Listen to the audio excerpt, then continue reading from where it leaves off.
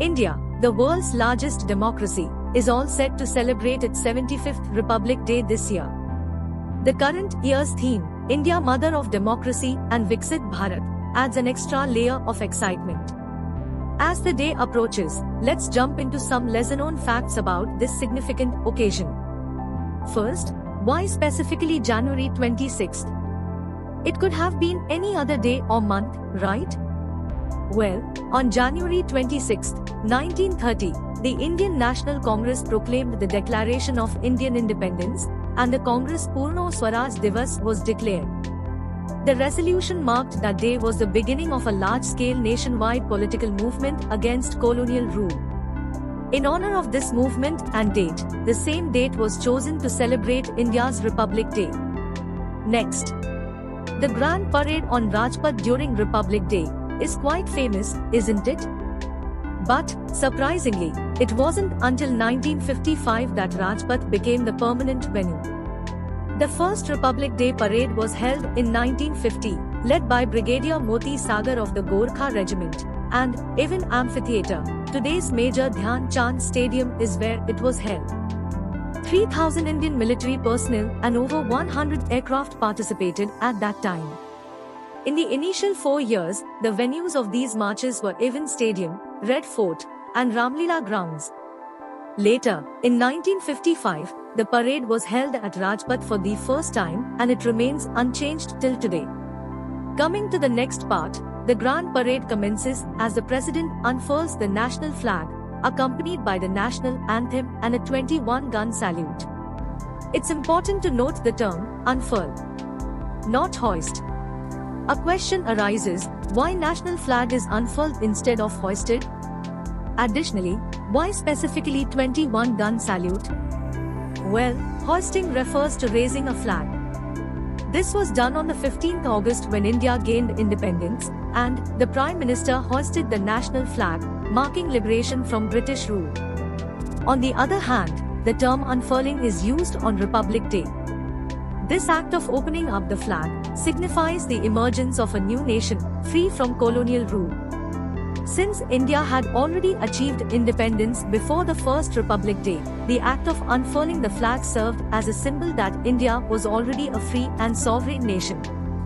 Moving on to 21-gun salute, this Sikhs Topo Ki Salami is a gesture of respect and grandeur. Interestingly, the salute involves 7 cannons, not 21. This 52-second salute is executed by 7 cannons, firing at 2.25-second intervals for 3 rounds each, synchronizing with the national anthem. But, what's the story behind this salute? The custom finds its roots in the colonial history of India. This tradition is a symbol of peace, originated when British naval forces ensured the unloading of enemy weapons. Over time, this practice evolved into one of the highest national honors. Interesting to note that from 74th Republic Day, the traditional 25-pounder guns were replaced by 105mm Indian field guns. Shifting focus to the traditions, India invites foreign heads of state as chief guests for the Republic Day parade. Started in 1950 with the invitation of Indonesian President Sukarno, leaders from across the globe, from the President of the United States to the King of Bhutan, continue to grace the parade. This symbolizes India's commitment to diplomatic ties and international relations. This year, the President of France, Emmanuel Macron, has been invited. This is, notably, the 6th time a French leader will be the chief guest. Now, if we talk about breaking stereotypes, meet Captain Divya Ajit Kumar, who became the first female parade commander for the Republic Day. In 2015, she broke barriers and made history. Adding to that, in 2019, Major Khushbu Kanwar led an all-female troop of the Assam Rifles.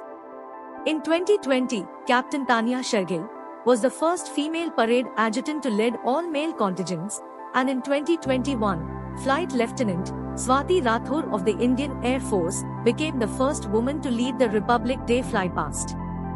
This shows a testament to the growing acceptance of women in the Indian military, and opened the door for more women to serve their country. Notably, This year's Republic Day parade will feature two all-women contingents from Central Armed Police Forces, including daring motorcycle riders from BSF, CRPF, and SSB. Moving forward, you might be surprised to know that foreign contingent also march alongside the Indian Armed Forces in Republic Day parade. Yes. In 2016, French army soldiers, accompanied by a French army band, marked a historic moment. As for the first time ever, a foreign military contingent marched down the iconic Rajpath. This symbolized the robust ties between India and France, highlighting the importance of diplomatic relations on a global scale. But the tradition didn't stop there. It continued with the United Arab Emirates Presidential Guard in 2017, then the Bangladesh Armed Forces in 2021 and Egyptian Armed Forces in 2023.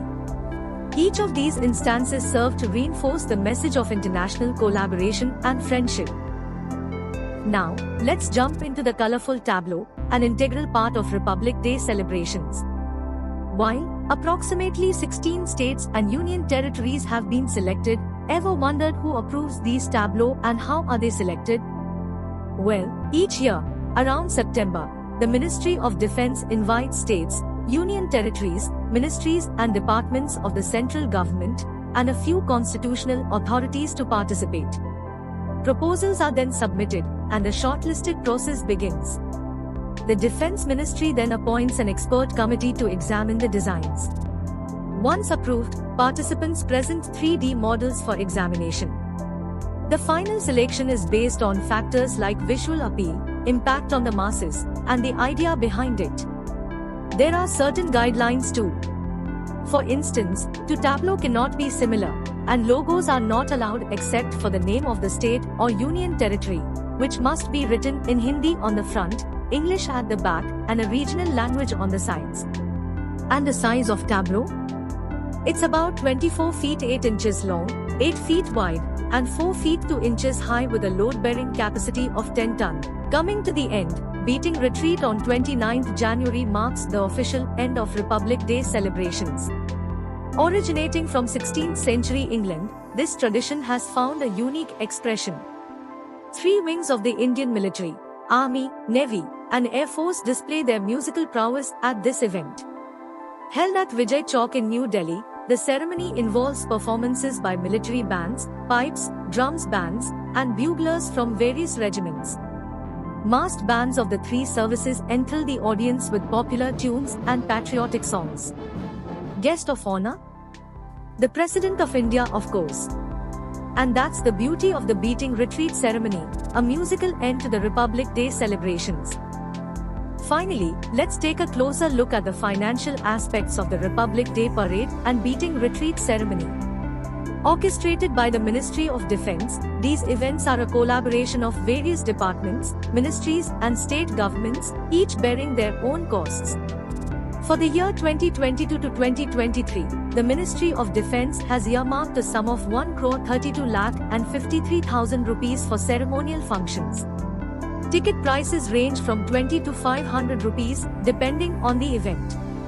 In the same year, ticket sales for these events amassed a revenue of 28,36,980 rupees, while cancelled refunds are still being calculated. Such is the expenditure and income of these grand national events. That's all from my side. Wishing you a joyous Republic Day. Jai Hind.